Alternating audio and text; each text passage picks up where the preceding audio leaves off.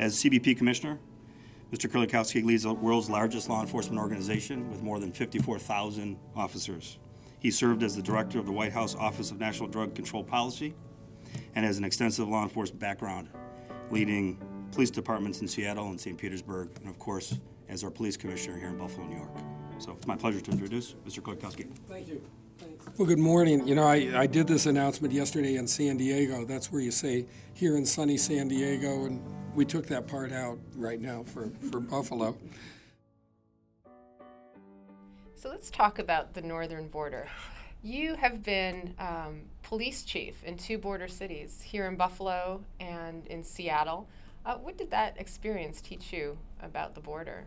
Well, I think the working relationship that law enforcement has with Canadian authorities is just unprecedented. And when we think about managing risk, whether it's for the safety of Canadians or the safety of Americans, it's that information exchange that's just critical. So what kind of information are you getting? So right now, for instance, a good example I think would be people that are traveling to Turkey mostly, that then want to fight for the rebels in Syria. And there are multiple ways for whether Americans, Canadians, or others to get to Turkey. We need to be able to identify those folks who may be headed to become essentially foreign fighters. Since they'll be traveling on visas, passports, et cetera, that allow them back into Canada or the United States, what they learn and what they see overseas could certainly be harmful, both back here in North America. So there's a lot of concern about the safety of the Canada-U.S. border in the United States. And just a few years ago, the Government Accountability Office issued a report that made a lot of headlines in Washington, and it said that only something like, 29 miles out of 4,000 were under operational control of the Border Patrol. That raised a lot of alarms, but is that an accurate reflection in your view of what's going on the border? You know, for the Canadian border in particular, it's not an accurate reflection. There is no question that as wide open as the border is with Canada, that doing things based upon, going back to what I said earlier, information sharing, risk-based threat assessment, et cetera, is by far the best way to go. That being said, we've really added a huge amount of resources. You know, we have an unmanned aircraft, surveillance aircraft on the northern border. We have a number of Border Patrol agents, well over 2,000 assigned to the Canadian border, and the working relationship with state and local authorities, who we really depend upon in CBP, is excellent. And those unmanned aerial vehicles, the drones, what are they seeing? What are they letting you see on these long stretches of the border? Well, one of the things that's helpful with that is that they can stay up for a long period of time. They're not intrusive. The privacy issues along the border are significantly reduced because there's no legal or lawful right to either enter Canada or enter the United States other than through a legitimate port of entry.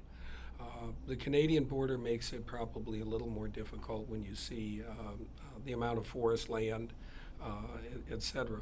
But I think it's just one additional tool. Do you see attempts by potential terrorists to cross the border into the U.S. from Canada? I would say that we've seen people that have been associated with organizations that are recognized as a threat making attempts. It is a very minimal number of people.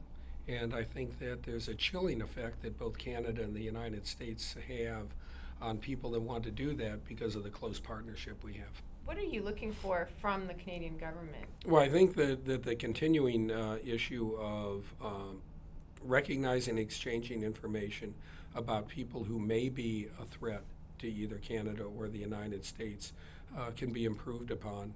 And I think that's been pretty widely discussed in the media as a result of the real tragedy in Ottawa.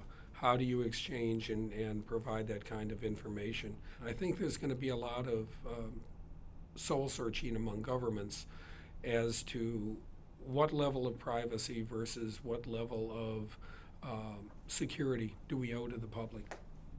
And to go back to the Beyond the Border, are you seeing improvements in border wait times, inefficiency. Is this stuff bearing fruit? The game changer in border wait times is technology. Nexus, RFID-enabled cards and information where our agents aren't spending as much time doing data entry and are having the information relayed to them about who's coming in or what is the cargo coming in. I think that works out very well for us. And by the way, wait times are down. So now Canada and the United States are working on a new pre-clearance agreement. What will this agreement change? I think it's building on what exists, but I think the more important part is when we mutually recognize each other's processes, and I would say that Nexus for travelers would be one of those also. As you know, right now you're interviewed by both Canadian authorities and U.S. authorities. Well, can we work through in these agreements where we'll recognize the interview conducted by Canada. Canada will recognize the interview conducted by us, and we can put people through less hoops to jump through in order to become a trusted traveler. Thank you so much for speaking with us. Well, thank you for having me.